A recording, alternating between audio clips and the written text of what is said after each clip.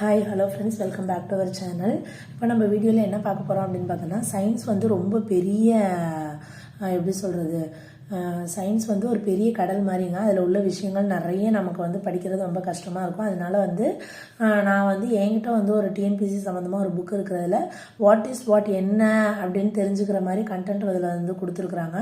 சரி, அதை உங்க கூட ஷேர் பண்ணிக்கலாமே அப்படின்னு சொல்லிட்டு, நீங்கள் சயின்ஸ் ஃபுல்லாக படிக்கிற மாதிரி இருந்தால் நல்லா படிச்சுவாங்க. இல்லை நான் சயின்ஸ் வந்து சுத்தமாக தொடமாட்டேன், எனக்கு சயின்ஸ்னாலே ரொம்ப அலர்ஜி, ரொம்ப படிக்கிறது நிறையா இருக்குது அப்படின்னு ஃபீல் பண்ணிங்கன்னா அவங்களுக்கு கண்டிப்பாக இந்த வீடியோ வந்து பயனுள்ள வகையில் இருக்கும். ஏன்னு கேட்டோம்னா ரொம்ப இம்பார்ட்டண்டான விஷயங்கள் மட்டும்தான் எனக்கு இந்த புக்கில் கொடுத்துருக்குறாங்க.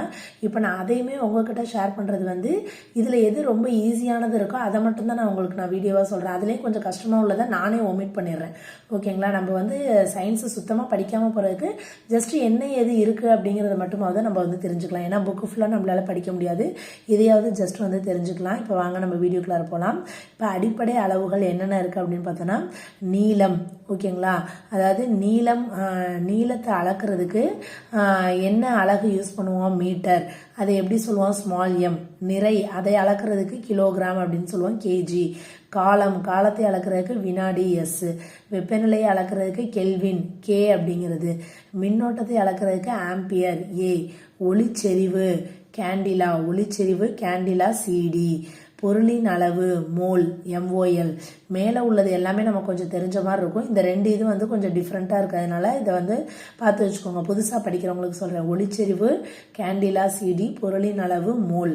இதுதான் வந்து அடிப்படை அளவுகள். ஓகேங்களா? அதுக்கடுத்து பார்த்தோன்னா ஆற்றலின் வகைகள் வந்து கொடுத்துருக்காங்க.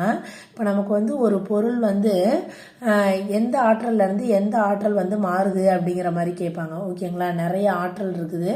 அதாவது நிலையாற்றல், இயக்க ஆற்றல், மின்னாற்றல், வேதியாற்றல், அந்த மாதிரிலாம் சொல்லுவாங்கள்ல. அது வந்து இப்போ எப்படி மாறுது அப்படின்னு சொல்லி பார்க்கலாம். இப்போ அணையிலிருந்து வெளியேறும் நீர். ஓகேங்களா?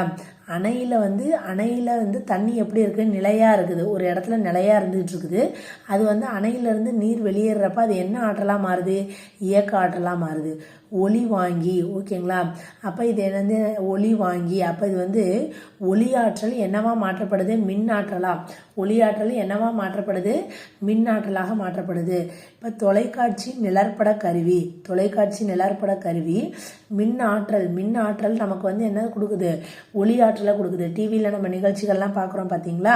அதில் உள்ள ஒளி மூலியமாக தான் நமக்கு தெரியுது, ஒளி ஆற்றலாக மாறுது. ஒளி மின்கலன் அப்படின்னம்னா இந்த பேர்லேயே இருக்குது. ஒளி ஆற்றல் என்னவா மாறுது? மின் ஆற்றலாக மாறுது. மின் சலவை பெட்டி அப்படிங்கிறது வந்து மின் ஆற்றல். நம்ம அயன் பாக்ஸ் இருக்குல்ல, கரண்ட் போட்டோம்னா மின் ஆற்றல் வெப்ப ஆற்றலாக மாறுது.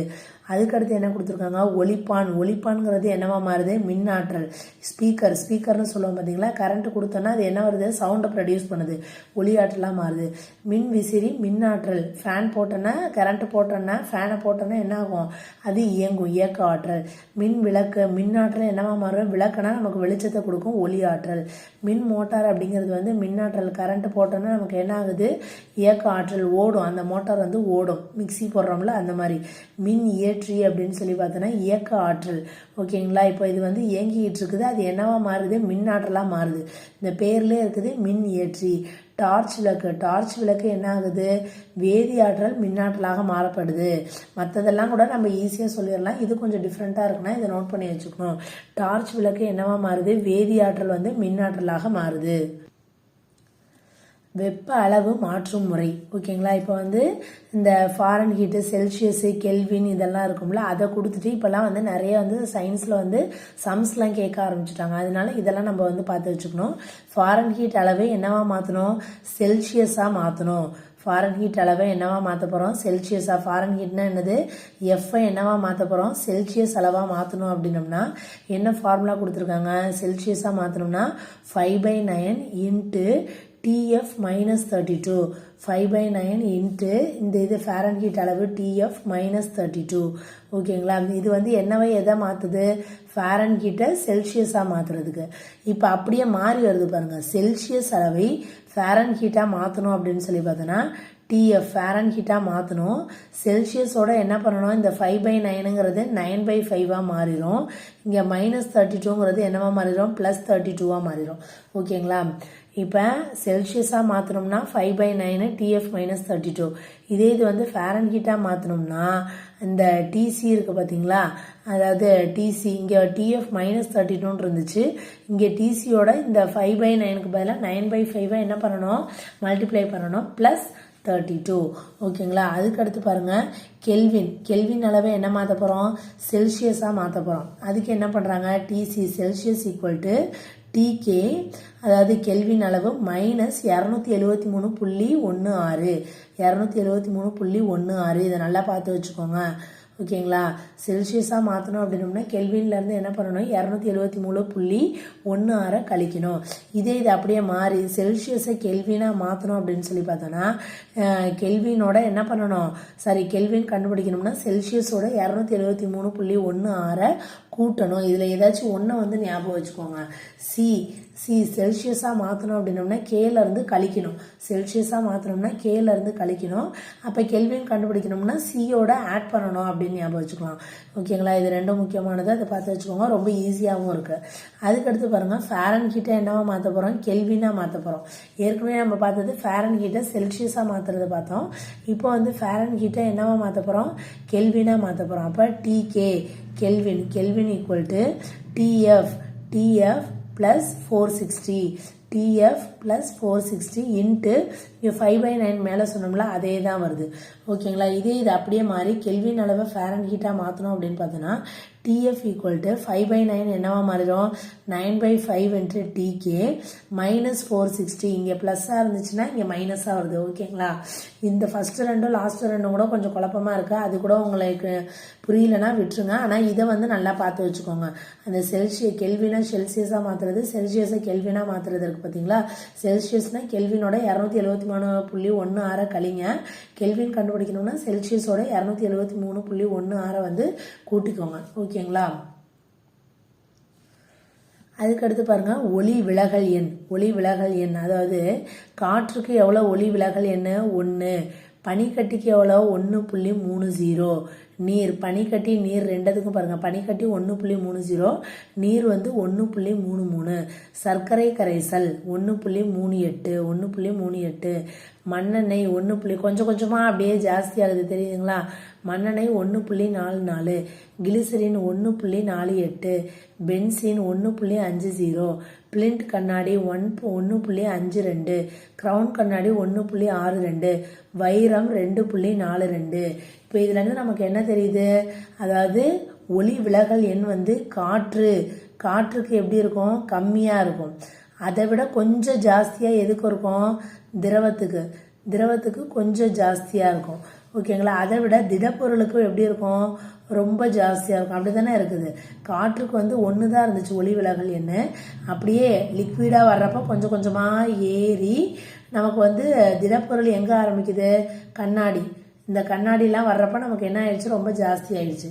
ஓகேங்களா. இதை தான் நீங்கள் புரிஞ்சு வச்சுக்கணும். ஒளி விலகல் எண் அப்படிங்கிறது வந்து காற்றுக்கு வந்து கம்மியாக இருக்கும். காற்றுலேருந்து திடம் இதுக்கு போக போக அப்படியே ஜாஸ்தி ஆகிட்டே போகும். காற்றோடது 1 அப்படிங்கிறத பார்த்து வச்சுக்கோங்க. இருக்கிறதுலே மினிமம். வைரம் வந்து 2.42, இதை மட்டும் பார்த்து வச்சுக்கோங்க. மீதியெல்லாம் கூட ஜஸ்ட்டு தெரிஞ்சுக்கலாம். ஆனால் காற்றுக்கு வந்து ஒளி விலகல் எண் வந்து 1, வைரம் வந்து 2.42, அதை மட்டும் பார்த்து வச்சுக்கோங்க. அதுக்கடுத்து பாருங்கள் மாறுநிலை கோணம் அப்படின்னு சொல்லி ஒன்று சொல்லியிருக்காங்க.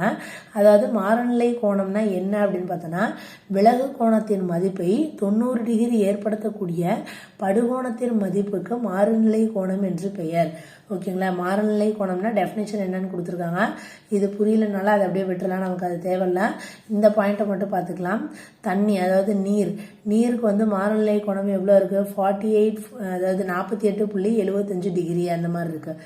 அதே மாதிரி பிளிண்ட் கண்ணாடி, அதாவது நீர்லேருந்து மாறுநிலை கோணம் வந்து திரவத்திலிருந்து திரவம் டு எதுக்கா மாறுது, வைரம்னா திடம்க்கு மாற என்ன ஆகிட்டே வருது, குறையுது மாறுநிலை கோணம். இதே இது வேற நம்ம ஒளி விலகல் எண் எப்படி பார்த்தோம், அப்படியே மாறி பார்த்தோம். திரவிலிருந்து திடத்துக்கு போக போக அதிகமாகுது ஒளி விலகல் எண். மாறுநிலை கோணமானது திரவத்திலிருந்து திடப்பொருளுக்கு வர அதாவது திடப்பொருளுக்கு வர வர அது என்ன ஆகிட்டே இருக்குது, குறைஞ்சிக்கிட்டே இருக்குது. நீருக்கு எவ்வளோ சொல்கிறாங்க, 48.75 டிகிரி. இது பிளிண்ட் கண்ணாடிக்கு 41.14, கிரவுன் கண்ணாடிக்கு 37.31, வைரம்க்கு எவ்வளோ 24.42. இப்போ இதே தான் நம்ம வைரம் ஒளிவிலகல் என்ன பார்த்தோம், 2.42. வைரத்தோட ஒளிவிலகல் என்ன 2.42. அதில் வைரத்தோட மாறுநிலை கோணம் என்னது 24.42 டிகிரி. இங்கே 2க்கு பதிலாக 24ன்னு போடணும், அவ்வளோதான். ஓகேங்களா? இந்த மாதிரி நீங்கள் படிக்கிறதுல ஏதாச்சும் ரொம்ப கஷ்டமாக இருந்தாலும் கஷ்டமானதை விட்டுட்டு ஈஸியானதை திருப்பி வந்து ரிவைஸ் பண்ணிக்கோங்க. அதுக்கடுத்து பாருங்கள், நிறங்களின் அலைநீளங்கள் கொடுத்துருக்காங்க. விப்ஜிஆர்னு சொல்லுவோம் பார்த்தீங்களா, VIBGYOR, விப்ஜிஆர்னு சொல்லுவோம். அப்போ வீணா வயலட், ஐனா இண்டிகோ, பீனா ப்ளூ, ஜீனா கிரீன், ஒய்னா எல்லோ, ஓனா ஆரஞ்சு, ஆர்னா ரெட். விப்ஜிஆர் அப்படிங்கிறத ஞாபகம் வச்சுக்கலாம். இதோட அலைநீளம், அப்போ அலைநீளத்தோட அலகு என்ன இங்கே கொடுத்துருக்காங்க, நானோமீட்டர். அலைநீளம் இங்கே எந்த அளவில் கொடுத்துருக்காங்க, நானோமீட்டரில் கொடுத்துருக்காங்க. இப்போ வயலட்லேருந்து அப்படியே வர ரெட்டுக்கு வர என்ன ஆகிட்டே இருக்குது, அலைநீளம் அதிகமாயிட்டே இருக்குது. இதை நீங்கள் பார்த்து வச்சுக்கணும். அப்போ வயலட்லேருந்து 6க்கு போக அலைநீளம் என்ன ஆகும், அதிகமாகும். அலைநீளம் அதிகமாகும். இப்போ அலைநீளம் பாருங்கள், இங்கே என்ன இருக்குது, 400 to 440. இங்கே அப்படியே 440 to 460, 460 to 500, 500 to 570, 570 to 590, 590 to 620, 620 to 720. இந்த நம்பர்ஸ் கூட நீங்கள் ஞாபகம் வச்சுக்கலனாலும் நமக்கு இது வந்து தெரிஞ்சுக்கணும். நிறங்களின் அலைநீளங்கள் விப்ஜிஆர். இதோட அலைநீளம் வந்து வீலேருந்து 6க்கு போக எப்படி ஆகிட்டே இருக்கும், ஜாஸ்தி ஆகிட்டே இருக்கும். ஸ்டார்டிங் வந்து 400ல் ஆரம்பித்து முடிகிறது 720. சிம்பிளாக எது நமக்கு இது ரொம்ப கஷ்டமாக இருக்குன்னு ஃபீல் பண்ணுறோன்னா எது நம்மளால் படிக்க முடியுமோ அதை மட்டுமாவது படித்து வச்சுக்கணும். விப்ஜிஆர் வி வந்து 400, ஆர் வந்து 720னா 400ல் ஆரம்பித்து 720ல் முடியும் அப்படிங்கிறத மட்டுமாவது ஞாபகம் வச்சுக்கோங்க. அடுத்து வந்து ஒளி மூலங்களின் செறிவு. ஓகேங்களா? இந்த ஒளி செறிவு அப்படிங்கிறதுக்கு என்ன அலகு, டெசிபல். இதுக்கு முன்னாடி என்ன பார்த்தோம், அலைநீளம் அப்படிங்கிறதுக்கு நானோமீட்டர். ஒளி செறிவு அதாவது சவுண்டு இருக்குல்ல, இவ்வளோ டெசிபல் சவுண்டு அப்படின்னு சொல்லுவோம் பார்த்தீங்களா, அந்த சவுண்டுக்கு வந்து என்ன இது, ஒளி செறிவுக்கு வந்து டெசிபல். இப்போ செவியை பழுதாக்கும் ஒளி எதுன்னு பார்த்தோன்னா 120. 120 டெசிபலுக்கு மேலே அதிகமான ஒளியை நம்ம காது கேட்டுச்சுன்னா காது வந்து டேமேஜ் ஆயிரும். ஓகேங்களா? அதுதான் வந்து 120 செவியை பழுதாக்கும் ஒளி. நெரிசல் மிக்க போக்குவரத்து, இப்போ ரொம்ப டிராஃபிக்காக இருக்குன்னு பார்த்தோன்னா அங்கே வந்து 70 இருக்குமா. உரையாடல் நம்ம பேசிகிட்டு இருக்கோம்னா 60 இருக்கும்.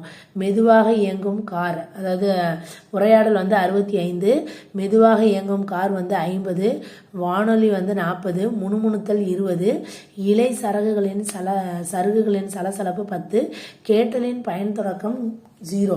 அதாவது கேட்கறதுக்கான அந்த இது ஸ்டார்ட் ஆகுறது எவ்வளோ, 0. அப்போ செவியை பழுதாக்கும் ஒளி வந்து 120. அப்போ 0 to 120 தான் இந்த இது. ஓகேங்களா? நீங்கள் இதில் தெரிஞ்சுக்க வேண்டியது ஒளி செறிவு வந்து டெசிபல். 120க்கு மேலே கேட்டுச்சுன்னா நம்ம காது வந்து டேமேஜ் ஆயிரும். ஒளி கேட்கறதுக்கான ஸ்டார்டிங் பாயிண்ட் எவ்வளோ, 0 டெசிபல் அப்படிங்கிறத மட்டும் தெரிஞ்சு வச்சுக்கலாம். அதுக்கடுத்து பாருங்கள், மனிதன் மற்றும் மிருகங்களின் செவியுணர் நெடுக்கம். இதுக்கு முன்னாடி என்ன பார்த்தோம், ஒளி செறிவு அப்படிங்கிறது வந்து பார்த்தோம்னா டெசிபல். இது பார்த்தோம்னா செவியுணர் நெடுக்கம் அப்படிங்கிறது என்னது, ஹெட்ஸு. செவியுணர் நெடுக்கம் அப்படிங்கிறது வந்து ஹெட்ஸு. இப்போ யாருக்கு எவ்வளோ ஹெட்ஸ் வரைக்கும் நம்மளால் கேட்க முடியும் அப்படின்னு சொல்லியிருக்காங்க. ஓகேங்களா? இப்போ பாருங்கள், மனிதன் வந்து எவ்வளோ ஹெட்ஸ் வரைக்கும் கேட்க முடியுமா, 20 ஹெட்ஸ்லேருந்து 20,000 ஹெட்ஸ் வரைக்கும் கேட்க முடியும். 20 ஹெட்ஸ்லேருந்து எவ்வளோ, 20,000 ஹெட்ஸு. இதே இது டெசிபலில் பார்த்தோன்னா 120க்கு மேலே கேட்டோம்னா தான் காது டேமேஜ் ஆயிரும். ஹெட்ஸில் பார்த்தோம் அப்படின்னோம்னா 20,000க்கு மேலே நம்மளால் வந்து கேட்கவே முடியாது. ஓகேங்களா? கேட்டாலும் அப்படி காது வந்து டேமேஜ் ஆயிரும். யானைக்கு பாருங்கள் 16 to 12,000 ஹெட்ஸு. பசுக்கு 16 ஹெட்ஸ் to 40,000. அப்போ பசுவுக்கு பாருங்கள் எப்படி இருக்குது, 40,000 ஜாஸ்தி இருக்குது.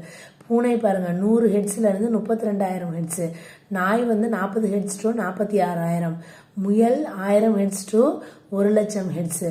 வௌவால் பாருங்கள் 1000 to 1,50,000, 1,50,000 hertz. Dolphin 70 hertz to 1,50,000. கடல் நாய் 900 ஹெட்ஸ் to 2,00,000 ஹெட்ஸு. ஓகேங்களா. அப்போ செவியுணர் நடுக்கம் எதுக்கு அதிகமாக இருக்குது? கடலில் இருக்கக்கூடிய கடல் நாய்க்கு, அது இல்லாமல் வவ்வால், டால்ஃபின் இதுக்கெலாம் வந்து ஜாஸ்தியாக இருக்குது. வவ்வால், டால்ஃபினுக்கெலாம் ஜாஸ்தியாக இருக்குது.